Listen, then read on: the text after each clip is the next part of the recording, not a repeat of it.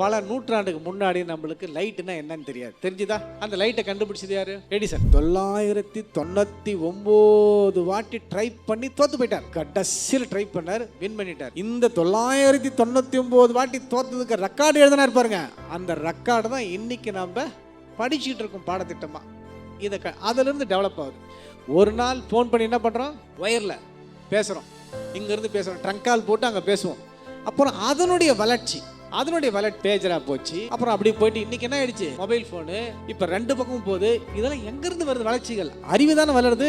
அறிவு வளர்ந்து கொண்டே இருக்கின்றது. வேதகத்தான் நம்ம இந்த அறிவை வளர்த்து கொண்டே போகின்றோம். அவர் தான் அன்னைக்கு கிரஹாம் பெல் கண்டுபிடிச்சவர் தான். அதுக்கப்புறம் இது வந்திருப்பாரு.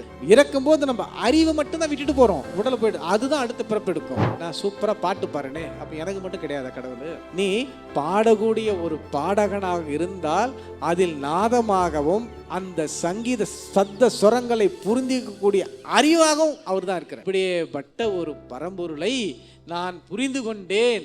கடைசியில் அவர் எங்க இருக்காருன்னு பார்த்தா என் கண்ணுக்கு பக்கத்துல இங்க நிக்கிறாருன்னு அப்புறம் தான் தெரிஞ்சு. கடைசியில் எங்க வந்துட்டாரு? இங்க வந்துட்டார், கண்டுபிடிச்சிட்டார். கண்ணகத்தை நிக்கிறாரு இல்லையா? எல்லாமே அவர் தான் இருக்கிறாரு. சமையல்காரனும் இறைவன் தான், டோட்டல் துடைக்கிறவனும் இறைவன் தான், டாக்டரும் இறைவன் தான், ஜோசியம் பார்க்கணும் இறைவன் தான், வாஸ்து பார்க்கணும் இறைவன் தான், சாப்பாடு போறோம் இறைவன் தான், பேசுறோம் இறைவன் தான், எல்லாம் இறைவன்.